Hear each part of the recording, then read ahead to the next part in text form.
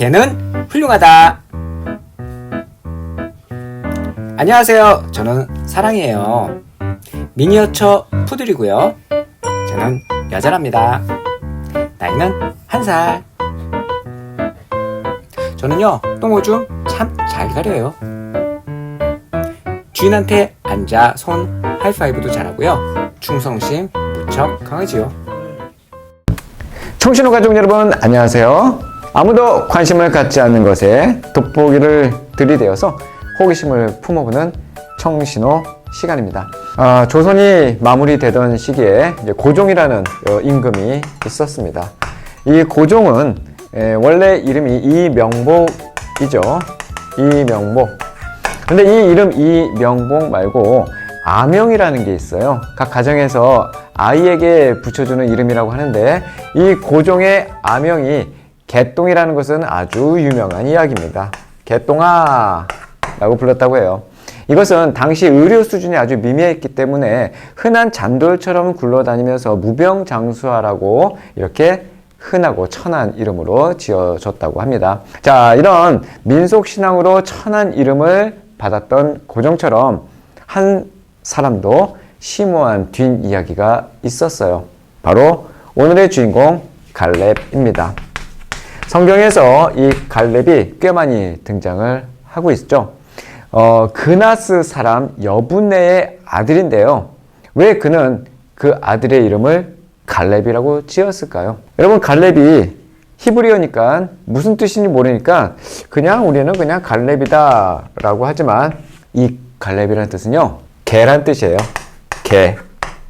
누가 자신의 아들의 이름을 개라고 짓겠습니까? 오늘 이 이야기 해보겠습니다. 갈렙이 누굽니까? 갈렙은요, 유다 지파의 족장이에요. 12 정탐꾼 중에 한 사람으로 가나안을 정탐한 뒤에 여호수아와 함께 하나님의 언약을 상기시키며 가나안 땅을 공격하여 정복할 것을 주장한 사람, 바로 그 사람이 갈렙이죠. 갈렙은 40세에 가데스 바네아에서 정탐꾼으로 파견되어서 충성을 다합니다. 그뿐 아니라 가나안 땅에 들어간 후에 85세의 노부에도 불구하고 모두가 두려워하는 헤브론 땅, 이 헤브론 땅에 그 아낙 자손, 거인 족속이 있거든요. 그 족속이 살고 있는 그 헤브론 산지를 정복하고 분깃을 받음으로써 하나님의 언약을 이루어 나가는 일에 앞장선 신실한 믿음의 용사입니다. 이 산지를 내게 주소서. 이 노래 아세요? 산지를 내게 주소서. 그 산과 그 땅을 내게 주소서. 그날에 주께서 말씀하신 그 산지, 이제 내가 주님의 이름으로 그 땅을 취하리니. 이것은 땅에 관심을 많이 갖고 부동산을 취하라는 그런 이야기가 아니죠. 많은 분들이 부동산은 취득 소원가로 부르고 있는 경향이 있어요. 그렇지 않습니다. 당시의 갈렙은 하나님께서 언약으로 주신 그 땅만 바라보고 있었습니다. 보암직도 하고 먹음직도 한 다른 땅들이 많이 있었음에도 불구하고 그의 눈에는 하나님이 언약으로 준 이 헤브론 땅밖에 보이지 않았던 것이죠.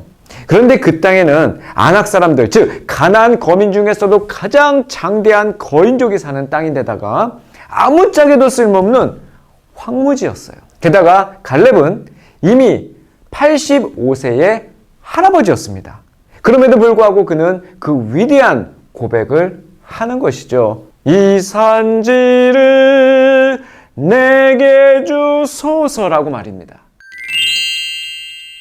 어찌 감히 그런 마음을 품을 수나 있겠습니까? 거인족 아낙 자손 앞에서 비록 나는 메뚜기 같을지라도 갈렙은 믿음의 칼을 높이 뽑아 든 것이죠. 그 믿음의 칼은 훗날 다윗의 물맷돌 5개와 오버랩 됩니다. 만군의 주 여호와를 조롱하고 있는 저 블레셋 거인 골리앗 앞에서 승리를 외친다는 것도 어떻게 보면 다윗에겐 언감생심 아니었을까요? 그러나 하나님은 그 마음을 품으셨습니다. 그 마음은 창조주 하나님을 조롱하는 이 세상을 향해 뽑아둔 마지막 히든 카드였거든요. 두 명의 강도 사이에서 그 골고다에 선 그 십자가, 내가 죽어야 할 그 자리에 나부끼는 그 승리의 깃발, 그것이 복음입니다. 인간의 근본적인 두려움인 사망 권세를 조롱하고 영원한 승리를 쟁취해낸 이 위대한 소식을 알아듣게 하셨으니 어찌 기뻐하지 않을 수 있겠습니까? 갈렙의 이름의 뜻은 개라고 했습니다. 사람과 늘 함께하고 늘 곁에서 그 목양을 도와주는 그 개 말이죠. 사람의 음성에 가장 빠르게 반응하고 그 음성에 재빠르게 충성을 다하는 이 개. 바로 갈렙은 그렇게 하나님의 음성에 민감하고 반응하고 움직였던 믿음의 용사였습니다. 그런 믿음의 용사들은 갈렙 그리고 다윗 계속해서 이어져 바로 예수님의 충성, 예수님의 순종까지 가게 된 것이죠. 하나님은 그 마음을 품으셨습니다. 어떤 마음이요? 창조주 하나님을 조롱하는 이 세상을 향해 뽑아둔 마지막 히든 카드 같은 그 마음 말입니다. 개는 훌륭하다. 그러나 하나님은 정말 더 훌륭하시다. 시편 78장 4절에 이런 말씀이 있어요. 우리가 그것들을 자녀들에게 숨기지 않고 여호와께서 하신 훌륭한 일들과 그 능력과 그분이 하신 놀라운 일들을 다음 세대에 전해줄 것이다. 두 명의 강도 사이에서 골고다의 십자가는 섰습니다. 그 십자가는 어떤 십자가입니까? 로마 형틀입니다. 로마의 사형 틀입니다.